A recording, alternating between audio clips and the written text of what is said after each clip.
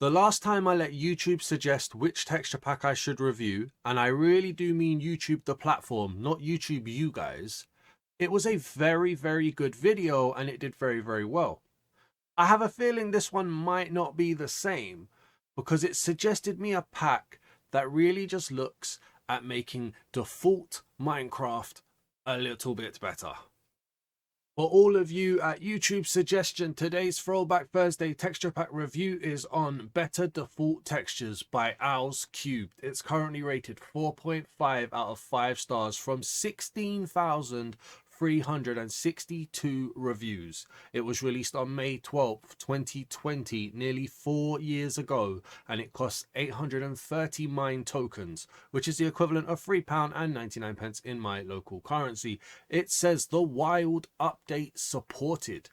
Enjoy everything you love doing in Minecraft in a new light. Fresh textures for your favorite game. It's like the default, but better.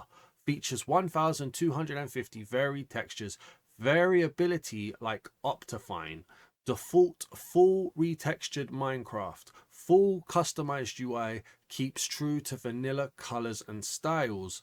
Am I right in saying that this isn't updated for Trials and Trails or Tales, whatever it's called? I don't know, but let's get this texture pack reviewed.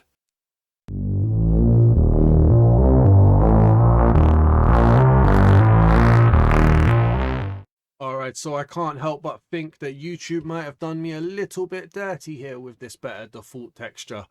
I mean, we're talking 4 years old, not updated to 1.20, and I've heard some very good things about the Java version. I've seen some very fishy things about the Bedrock. So we're going to see how this goes. It's high rated, so maybe people are interested in it. Immediately we're at the splash screen. I like that Better Defaults title card. That's very, very nice. I like the buttons as well. They're very elegant. They're very nice.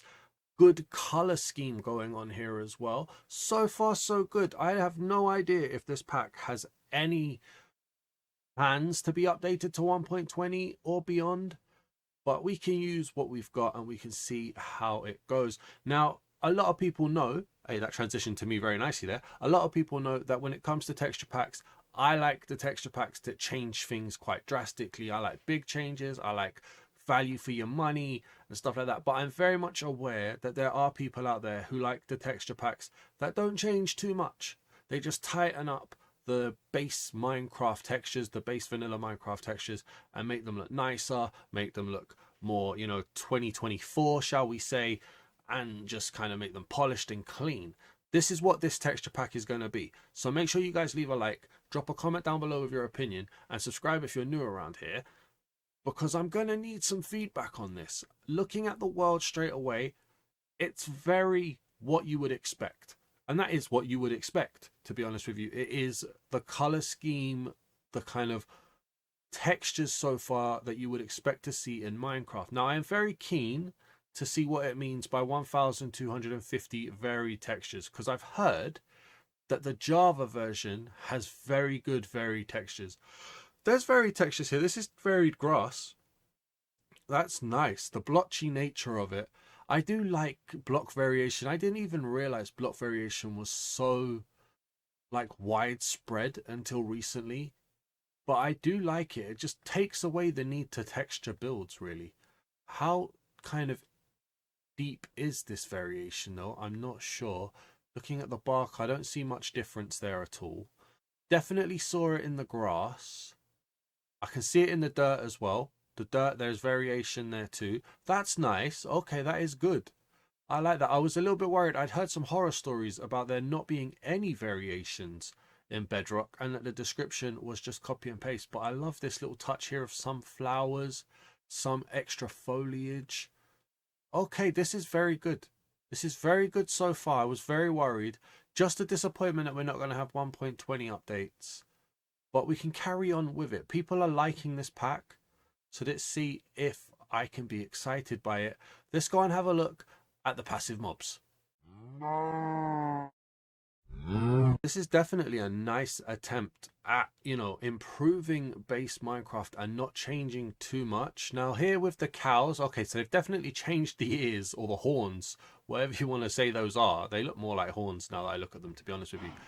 but you can definitely see the markings of the Minecraft cow. Okay, this is, yeah, this won't change too much. This is very, I can kind of see why this is rated so highly, because from far, like looking over there, it just looks like base Minecraft, right?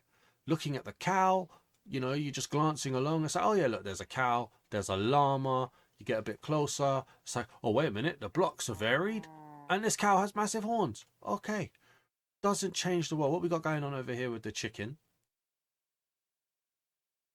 Okay, I don't think there's too much of a change there. Maybe a little bit more texture on the what am I trying to say? On the feathers on the body of the chicken. I don't know if there's a difference there with the kind of mohawk on his head. Looks a bit different, but I see so many different texture packs. I don't know. Then we got the pig over here as well.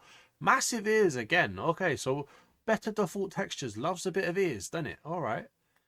And then I suppose it's dirtied up the texture a bit to give it a bit more volume, a little bit more noise going on there. The face is very, very default texture there. Okay, I can go with that, you know. I can go with that. We're missing a sheep. As I look around for a sheep as well, it's a nice touch, maybe not so much for console players, but down in that GUI, not UUI, in the GUI, there's numbered, so you can see which number tool you would be using. That would work well for keyboard users, I think, so that's not too bad. Bedrock can be played on PC, so that is an important thing to note. With the sheep, okay, so the sheep looks like the laziest, or maybe it's tying the chicken for the laziest of the four. Definitely got ears though, so maybe he's not the laziest. Maybe the chicken is the laziest. Little bit of a dirty texture there again. You got the ears sticking out. That's nice. Before we go away from the passive mobs, I just want to quickly check out this GUI. So it said GUI overhaul. I can see changes. So no, I was going to say, is that grey for the ones that haven't changed and white for the ones that have, but I don't know. I don't think that's the case. Okay, it's a bit of a boring GUI, but I mean, would you call it a complete overhaul? Maybe that looks a bit different. All right, I'm trying to find the positives where there might not be any, but I can see some strengths here. I do like this, and I am looking at this as a default texture pack. And so far, so good for me, I think. Let's go and find a village and see what villagers look like. So as we fly over the Minecraft equivalent of the Grand Canyon right here, it's probably a good part to notice, or to note for you guys, that the seed to this world, if you like any of the world generation, is down in the description. Obviously, you will need this texture pack for the textures to look identical, although it's not too far from base, so that's a good plus. And also a good thing to note as well is that I do buy these texture packs with my own money, so I can give you my own honest opinion. And yes, I am like a fish out of water here. This isn't my type of texture pack, but we can still be fair. And we have got this village here as well, so we can just drop down here and just see what's going on. Now, I think I read somewhere about foliage on here as well, so I'd be keen to see like how the crops and the flowers look. Definitely very vibrant crops. Okay, there's a lot more life to these. This is quite a big change for a default texture, in my opinion. We're coming over here. We've got the iron golem as well. Another quite big change here. I thought he was stepping to me. He just wants to be in the camera. Quite a bit. I do like when they do these overgrown vines on iron golems. I think that's really nice. He didn't like that bit of crop, though. That's a nice iron golem, though. Even though this isn't my kind of texture pack, the world just looks really nice, in my opinion. Like, I feel like there's a stigma to saying really nice after one of my last texture pack reviews, but it is. It's a lot better than I thought it was going to be, to be honest with you. We haven't seen any villagers yet. There is one over here though, so we can have a look. How are we doing, buddy? You okay? There's a golem up there, just standing on all of your crops. Are you alive? All right, it doesn't look like there's any change there. Can we get under here? Okay, so the villager seems to just keep the standard villager model there. I don't know if the clothes have changed, but that definitely just looked like a normal villager in terms of the face. Do we have another one around? You're telling me there's only one villager in this entire village? That's what you're telling me. In terms of the build, so acacia, maybe a little bit noisier than normal. I think it looks nice though. I am a fan of acacia logs though. I am a fan of acacia in general. A lot of people aren't. The orange does look a little bit dirty, but then that's just adding texture to the textures. I can deal with that. Yeah, this all in all, I'm pleasantly surprised here. I think I gave this a tough rap in the intro. But we do have to remember it has got the cloud of the fact that it doesn't have 1.20 textures. So we're going to have to keep that in mind. Let's turn it to nighttime and see what the hostile mobs look like. Okay, so it's nighttime, and I do think the hostile mobs, as much as the villagers and the passive mobs, these are going to be very important to see if it can keep the base Minecraft love going. They put a satchel on the back of the skeleton. That's not very base. It's a nice touch though. I like that. The more it changes, the more I like this. Look at the disheveled zombie here as well, with the crooked neck. That's nice. That is nice. I don't see any mob variations, which if it was still being updated would probably be the next step after block variation. These, I like that. The crooked neck is a nice touch. The torn shirt. Yeah, that's nice. Okay. The skeleton, not the skeleton, the spider.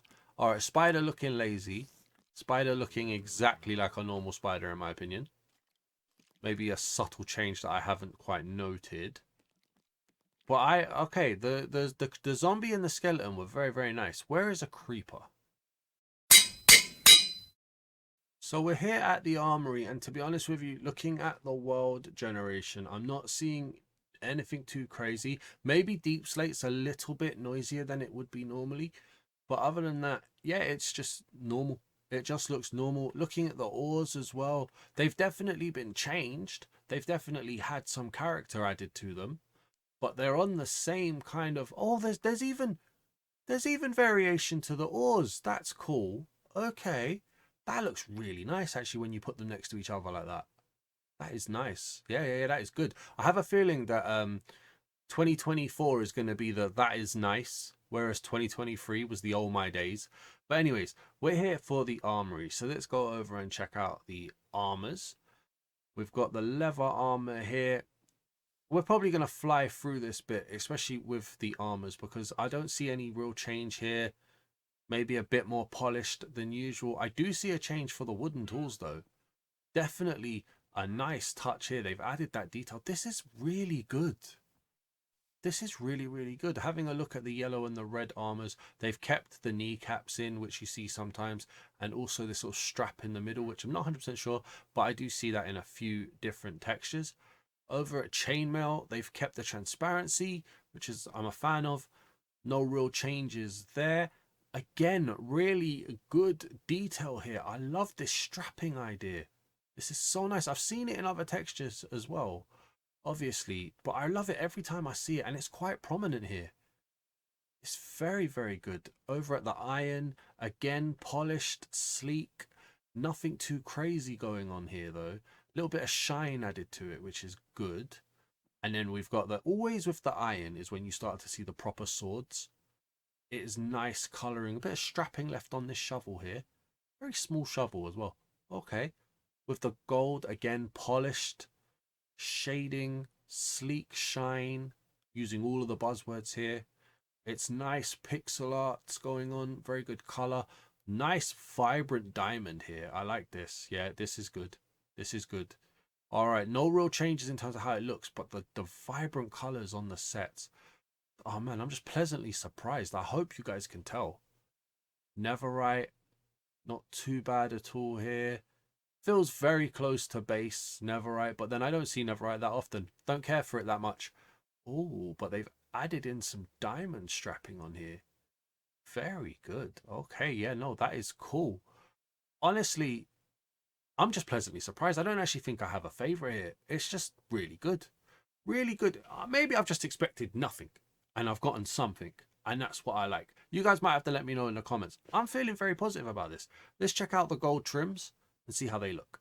Now, for a future project that I'm working on, I've been dealing with trims quite a bit. This looks very vibrant in color, to be honest.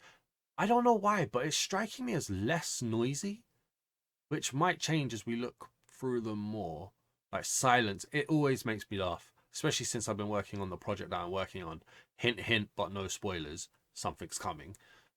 Silence is by far the noisiest of the armor trims. I like that. It's a bit of irony, that. Coming on through here, the very vibrant colors, the blue, the gold. This is nice, man. This is good. I'm not going to hit it with an all my days. It's nice and I can respect it. Let's head over to the red zone and see what redstone looks like. Okay, so we're approaching into the red zone now, and immediately I'm seeing a very nice redstone block. I think that's nice. Although I feel like every time I say there's a nice redstone block, someone goes in the comments and says it's not nice. So I'm expecting that. Look forward to seeing who's going to do that first. Carrying on through here. So quartz is a good texture. We don't talk about that too much. It is a very good texture. The comparator and the repeater, which I've done around the wrong way. Repeater and comparator. Very basic, not much of a change there. Cobblestone on the back of this piston. The word escaped me there for a moment. I do apologize. Looks very nice, but then the front looks very standard. Same for the hopper, very standard. Rails looking prominent here, actually. They do look very prominent. Not too... Oh, whoa. The dropper and the dispenser, which I always forget which one's which here. I should probably check. Dropper and the dispenser look like they've changed. The observer hasn't. I like this. This is a nice target block. And in the daylight sensors, not too much of a change there either. Okay, so bits of change, bits of not. Overall, though, this is doing all right. This is definitely above average for me. Let's go back to the world and see what the Nether looks like. Right, so we're loading into the Nether now.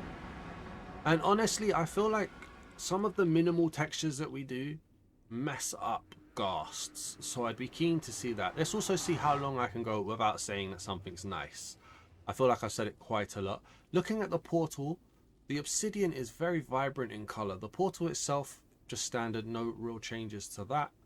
Having a look at the magma cube, so doesn't look anything like lava, which I think would be the closest to magma, but it does look very similar to normal, so okay. Coming along here, red is vibrant. That's something that we can say about this texture pack. It is very, very vibrant. It does say in the description 1250 varied textures though. I have to be honest with you, I haven't seen 1250 varied textures.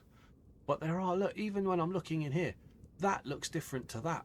So yeah, okay, we're looking at little details. Maybe there are 1250 different textures. Maybe I'm... Got a bastion over here. Not really seeing anything too crazy stand out in terms of changes, which again, that's what the pack promises, so it is what it is in that regards. Piglins, maybe a slight change of outfit, nothing too different there. I feel like they haven't changed as much here as they have done in the overworld. Do we have a ghast? Okay, we do have a ghast, and oh my, I take back what I said. This is about as close to an all my days moment as we're going to get here. He's either got hair, an exposed brain, or Netherrack has grown on him. Oh, wow. Imagine, look at that, and imagine it being hair. Doesn't it give so much weird character to the guy? He's got a full head of hair. I'm going to assume that's Netherrack. Okay, he doesn't want to look at me though. That is a good change. Oh wow, it's a shame though. I would have done it around the other way myself.